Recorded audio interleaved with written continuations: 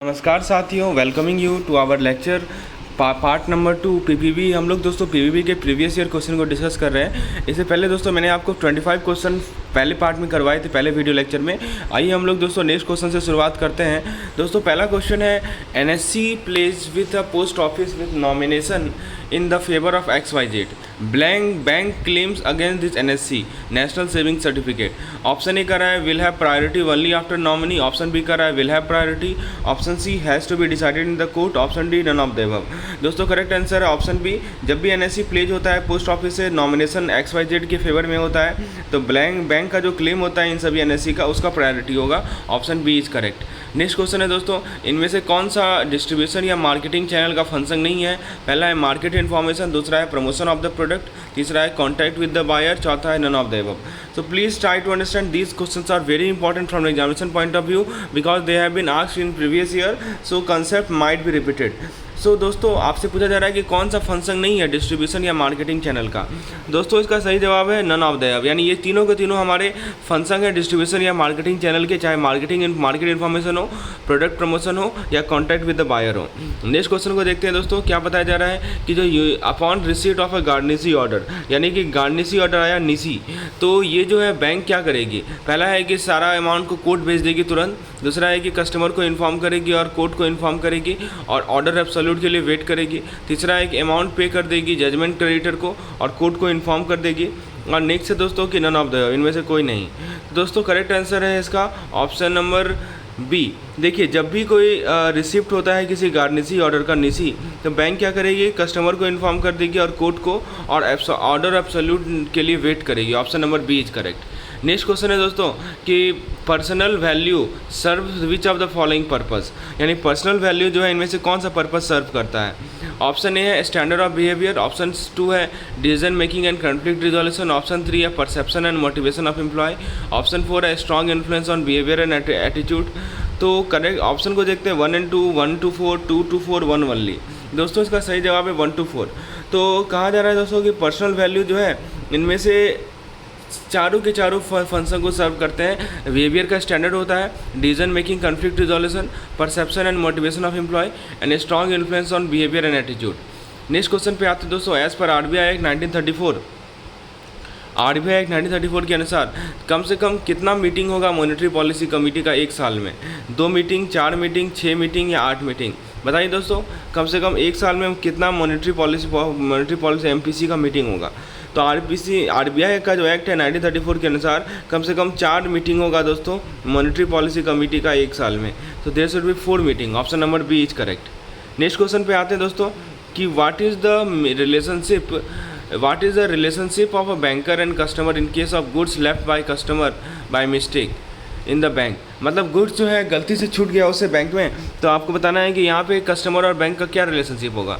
तो बेली बेलर पहला है बैंकर, दूसरा है कस्टमर, बेली बेलर, दूसरा है लेसर लेसी, तीसरा है क्रेडिटर डेटर, चौथा है ट्रस्टी बेनिफिशियरी।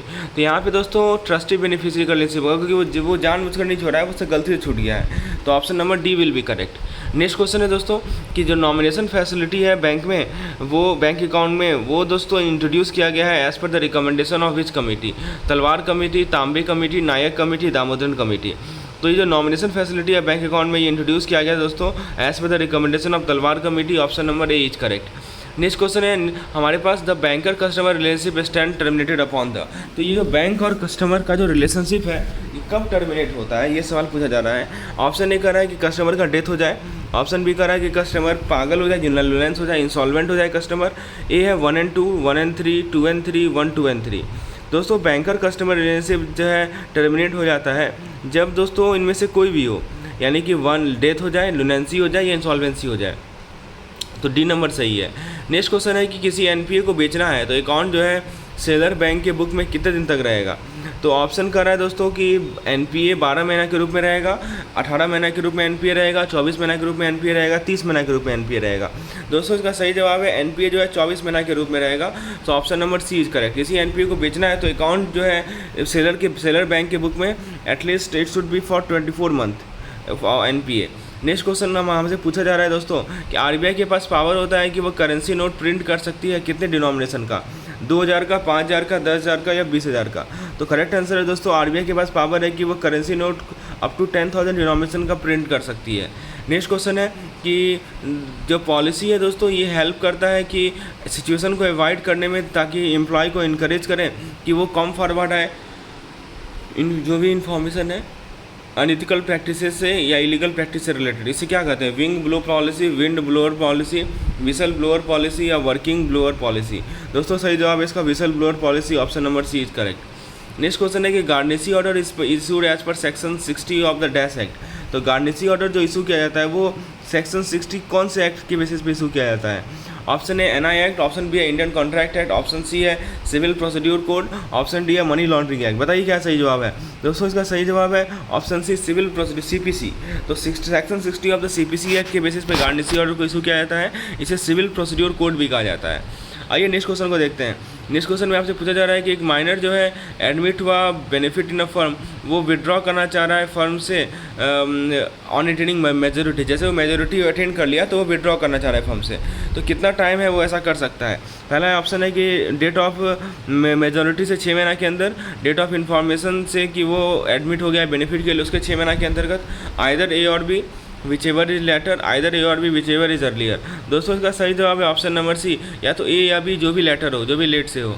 दोस्तों नेक्स्ट क्वेश्चन पूछा जा रहा है कि गार्नेसी ऑर्डर जो रिसीव हुआ है इंडिविजुअल के नेम में, मिस्टर ए के नेम में, ठीक है, तो वो जो है कहाँ पे वो एक्सटेंड होगा? ऑप्शन ए कर रहा है कि ए और बी के जॉइंट नेम में, ऑप्शन बी कर रहा है कि इन फर्म के नेम में, चाहे ए सोल प्रोप्राइटर हो, ऑप्शन सी कर रहा है कि पार्टनरशिप के नेम में जहाँ पे ए पार्टनर हो, ऑप्शन डी कर रहा है ऑल ऑफ दीज। तो दोस्तों ये गार्नेसी ऑर्डर जो रिसीव हुआ है ए के नेम से, तो वो एक्सटेंड होगा दोस्तों, that will be extended in the name of firm, जब भी जहाँ पे ए सोल प्रोप्राइटर हो। तो option number B is correct है।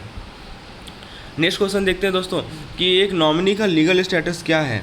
ऑप्शन ए कर रहा है कि ट्रस्टी है, लीगल हायर के लिए ऑनर है, प्रॉपर्टी का उसका प्रायोरिटी होता है नॉमिनी से पहले, और दोस्तों उसका प्रायोरिटी होता है नॉमिनी के बाद। तो दोस्तों नॉमिनी का जो लीगल स्टेटस होता है वो ये होता है कि वो लीगल हायर के लिए ट्रस्टी होता है, option A is correct. Next question है कि वैल्यू इन ऑर्गेनाइजेशन का बेसिक एलिमेंट्स क्या क्या है? आइडेंटिफाइंग कोर वैल्यू, दूसरा है कम्युनिकेटिंग कोर वैल्यू, तीसरा aligning core value and practice. Option A कर रहा है ओनली 1 and 2, बी है ओनली 1 and 3, सी है 2 and 3, डी है 1, 2 and 3।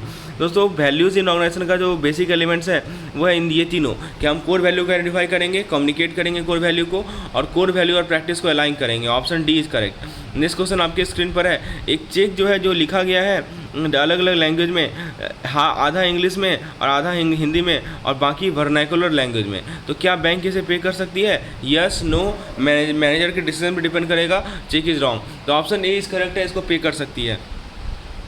दोस्तों मान लीजिए कि आपको लोन लेना है शेयर के अगेंस्ट, तो शेयर पे जो चार्ज होगा उसे क्या कहेंगे? Assignment, right to set off, pledge या लीन।